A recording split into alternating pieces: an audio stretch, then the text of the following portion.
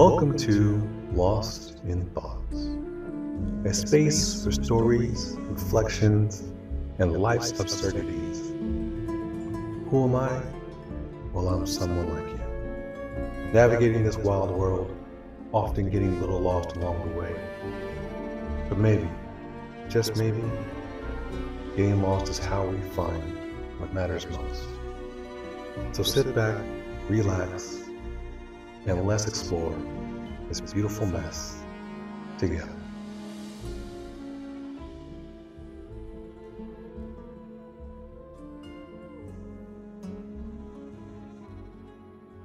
So I asked ChatGPT a question. If you were the devil, how would you stop someone from being successful? And quickly, it gave me 10 ways it would do it. And it also said, I wouldn't just do it abruptly, I would hit it from different angles. And each one of these 10 points is how it would approach making anyone unsuccessful and stopping them from becoming the best versions of themselves. And I'm going to read you each one, and you can reflect and see if you're part of this algorithm. I feel like the devil kind of has an algorithm for us. And I don't know how many of you are spiritual, but if we're talking from the days of Adam and Eve, that he's been on this earth means he's been aware of every person on earth since the beginning of time. So if you're just a fly on the wall, imagine yourself being invisible, having this power of invisibility. And you're able to see the inner workings of someone, just say you're following someone, right? For example, if you're a person who is single and you really want to know your partner, and if they're really serious about who you are or who they are and how they care about someone else, themselves, how they care about you. But let's say you follow someone like that. And let's say you follow that person for just a day, you would learn so much information about that person's idiosyncrasies, what that person likes, what that person does in private, what the person does when people are watching, what the person does when they're not watching, how they really are. And imagine if you did this for a week, how much knowledge you would gain about the individual. Would that be valuable to you? If that person was a business rival, wouldn't it be valuable to you? If that person was someone you loved, the value of understanding them clearly versus what they present to you could be genuinely the same thing, or it can be completely two different things. So imagine the devil having the access of knowing who you are from the day you were born up until now. How much information he would have on you. And imagine your smile, your hair color, your body type, all of your personality. Those come from, they're not not so much unique to you. They are, but they're not, right? They're unique to you because you're a piece of different personalities, but they come from previous generations. So your personality may not match anyone in your family, but if you went a little bit deeper down your generation, you may find that your aunt or your grandmother or your great-grandmother has the personality that you have, which means you got it from her, right? If for whatever reason, but you gotta see like you're connected to previous generations. So if the devil is watching your entire family, he also understands these previous generations of what your tendencies are for your family. The same way when someone says, I have cancer runs through my family. It's the same type of thing. Personalities run through your family. Body types run through, hair color runs through your family. All of these things in your DNA that's connected run through your family, and sometimes even hair loss, if you have that, those type of things, athletic abilities, skin color, skin tone, all of this runs through your families in different ways. So imagine the devil being able to have access to all of that information prior to you, and now knowing what you are and seeing how you respond, what you respond to, already knows. Yeah, I just need to give him or her this, and that will just knock them off their track, their path. I know they have aspirations of being successful, but they also have some weaknesses, and I'm going to tap into those weaknesses. Whether it's a friend that distracts you, a friend that pulls you away from what you want to do, or whatever. But the top 10 things that kind of listed out were interesting to me. And so let's go with number 1. Number 1 is seed, doubt, and fear. The thought of you're not good enough, what if you fail, and they'll laugh at you.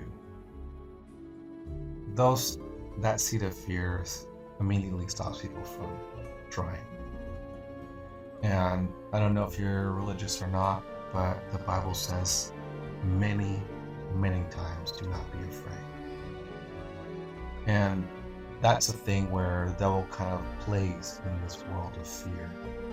So you have to learn how to become fearless. You have to learn and put on a thick skin and not allow the seed of doubt and fear to stop you from trying. If you try and you fail and you learn that, hey, I really don't like this, that's one thing. At least you know. But if you never try, you never know.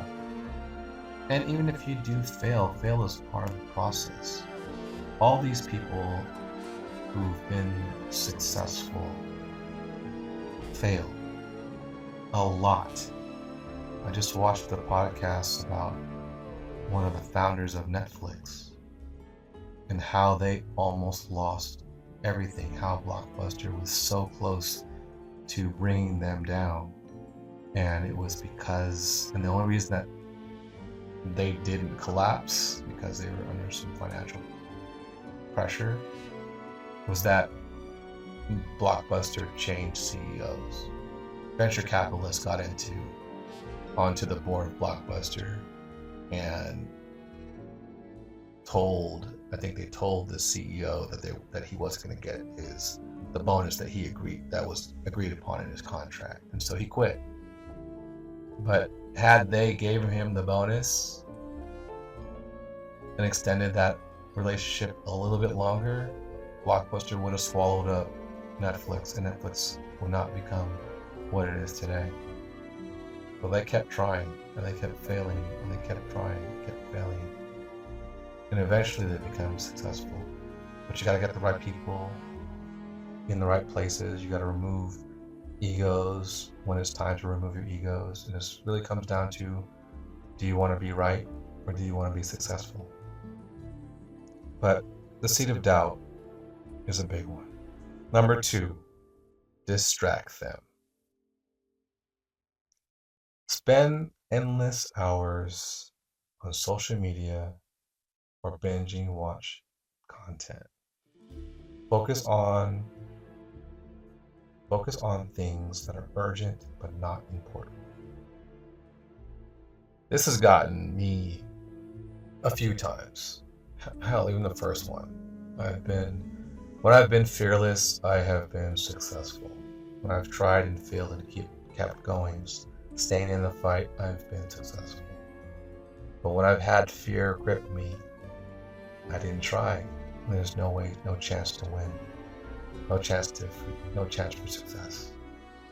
And being distracted is another thing. Binge watching content like mine. If you're not doing it to learn something, just, flipping. I've been on Instagram, for a while, and there's some times where I want to go to sleep, and before you know it, I've been on Instagram for an hour and 15, hour and a half, almost 2 hours, just flipping through stuff. It's caused me to lose attention in even just watching movies, because I have access to everything. And even with my wife, if we're watching something, it's just, if the movie's good, we're in there, we're watching it, but there's always that distraction of grabbing that phone and checking whatever updates need to be addressed at the time. And it feels urgent, but it's not important. And I think that's a good key right there. Number 3, encourage instant gratification. Skip the workout, just relax today. Why save money? YOLO, you deserve to treat yourself. And you can always start tomorrow. Instant gratification, I think it's a whole generation that's grown up on that. No one wants to grind out and build something. A lot of people, we're more in the consumer world, just consuming, and I've made it my goal this year to produce more. Whether it's content on YouTube or if it's on Instagram, whatever I gotta do, I gotta produce more than I consume. And that's the only way I can stay ahead of the game. Number 4, foster toxic relationships. When you surround yourself with people who are bad influence, honestly giving you unhealthy patterns, when you're trying to get your life straight, life together, and they're just throwing you and derailing you off your path, that's, and that person could be a great person, but sometimes you just gotta separate. If being successful is your goal, you have to be able to move that away, especially if they're negative. Use that as fuel if you need to, but you don't want that person to be around you at all times. Now, it's one thing to have constructive criticism. Like, I had one of my first followers really liked where I was going with my content and my stories, and made a suggestion for me about my voice and how I was editing my voice, and I really appreciated it. So I took his criticism to heart, because I was on the fence myself, but I wasn't letting it stop me from moving forward. Number 5, encourage perfectionism. That's the easy one. A lot of people can be perfectionists, and I think a lot of successful people are not. They don't care about being perfection. They're not concerned with having it perfect. They want it out in the public, and getting that response and feedback, direct feedback, as cheaply as possible, will answer so many questions. In this example of Netflix, they had the idea of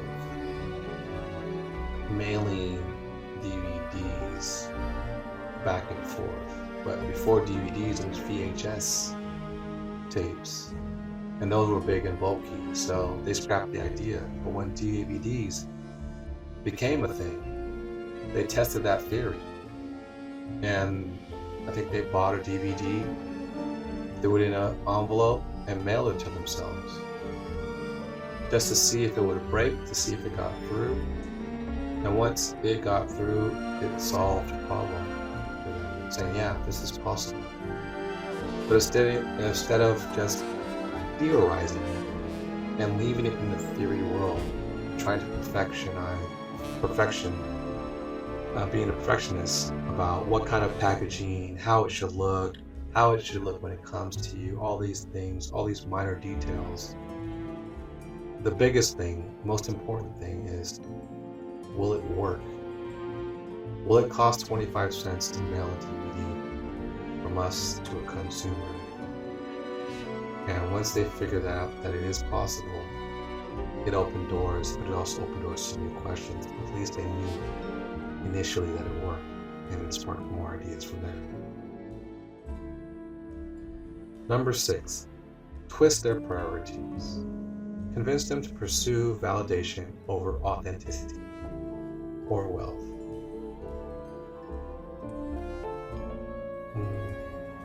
Authenticity or wealth over purpose. This misalignment can lead to burnout or dissatisfaction.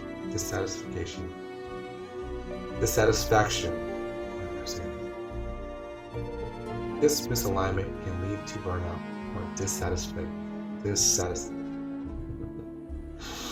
dissatisfaction. Even they can achieve some level of success. Twisting people's priorities can really skew what you're trying to get after, right? Pursuing validation over authenticity, that's probably a really good one. You want to be authentic. You don't need validation. Validation is social media, people who take selfies and posting selfies to see people validating themselves, whatever, there's social media itself is a lot about validation for some people, so you can get stuck into that. Number 7, instill overconfidence. On the flip side, inflate their ego. Make them believe that they're already too good to need improvement or advice. This blinds them to learning opportunities that can. This blinds them to learning opportunities and constructive criticism. Like I said, I'm doing this. I am enjoying doing this. It's allowing me to get more comfortable in my public speaking, and I get to tell stories. And for whatever reason, it's how I want it. That said, I am open to constructive criticism and how to get better, and I'll get there. This is my first. I think this will be my 6th episode, and I'm already learning a lot just by grinding through it. And as I get through it, I'll get better, and I'll start choosing subjects that I really like and I think resonates and people will appreciate. Number 8, drain their energy. Encourage unhealthy habits, poor diet, lack of sleep, no exercise. A tired, sluggish mind cannot be innovative or driven. This, I think, gets a lot of people. Poor diet, lack of sleep, no exercise. A lot of people are in this realm. If you're not eating healthy, if you're not working out, training your body, sharpening your mind, you won't be able to be successful in that sense. There's a lot of people who will just look at another person and see the discipline that they've put into their own health and automatically draw respect from that. But your energy needs to be at a certain level for you to think properly. And in order for you to think properly, that's one of those steps that you need to have to become successful. Number 9, create a fear of change. Make them cling to their comfort zone, afraid to try new things or take risks. Whisper, what you have is good enough. Why risk losing it? And when you feel comfortable is when your drive for success kind of slows down and halts. For me, I like being uncomfortable because I know when I'm uncomfortable, that's when I'm growing. Whenever I've taken a class and learning a new skill, or even traveling to a foreign country where English is not the first language, I'm putting myself in a place where I feel uncomfortable. But I'm also excited because I don't know what new, interesting, or exciting things will come of it. When I lived on my own for a year, when I lived abroad, I was uncomfortable because this was my first time being on my own, and I was like in my early 20s. But I wouldn't trade that experience for anything. It helped shape me. I learned so much about myself being put in that situation. And I think that you must learn to embrace that uncomfortableness. And if once you feel that, it should trigger something amazing or life-changing is around the corner. And you gotta be doing it for the right reasons, but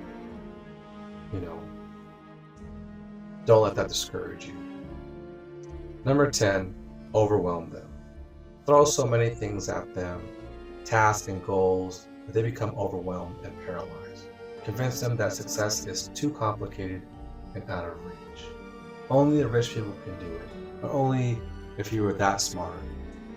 All what they don't know is a lot of these successful people, millionaires, billionaires, a lot of them are just driven. They're not smarter than you, they're not more intellectual than you, but they just never quit. Then that's the thing. It's not overcomplicated, it's not out of reach. You just gotta find what niche works for you and then do it. Get a mentor, find someone who's done it in your field, learn under them.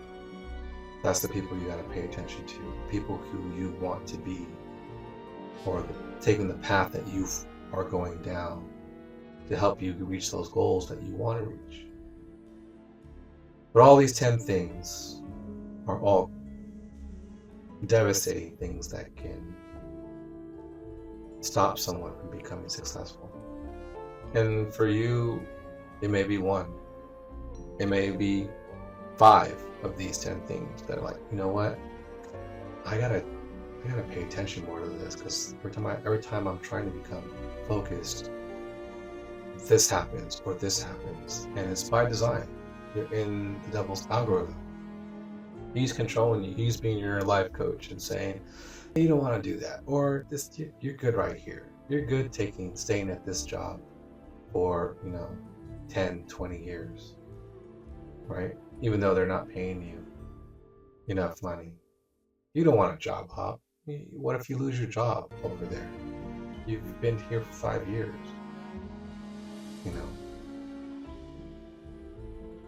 I've left my companies that I've worked for before, and I've job hopped, and I've almost doubled my money from one leap to another leap.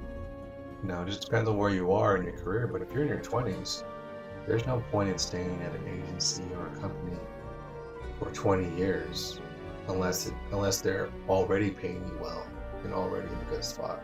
But even then, you should always be looking to grow your skill set, to improve, and allow those new skills to either put you in a better position with your own agent, with your own company, or be that stepping stone for the new company who will need those new skill sets that you've acquired. during this time. So you should always be thinking about improving. Those people who want to be successful. If you're good with where you're at, then you're good. And some people may think, man, 9 out of these 10 things I know and recognize. And so to be successful is real simple. Just do the opposite. Take these 10 things and remove them. And if you remove them and do the opposite, then you might be well on your way to being the next Steve Jobs or Warren Buffett, or put your name right there. I hope it's helpful, but I was really intrigued of how ChatGPT answered that question in such an honest way. And it seems like idleness is the devil's workshop, and it's a slow cook to get you to a place of despair. So stay strong, work on those ideas. The saying goes that there are no bad ideas. Well, yes, there are tons of bad ideas. The goal is to figure out why there are bad ideas and to solve those problems.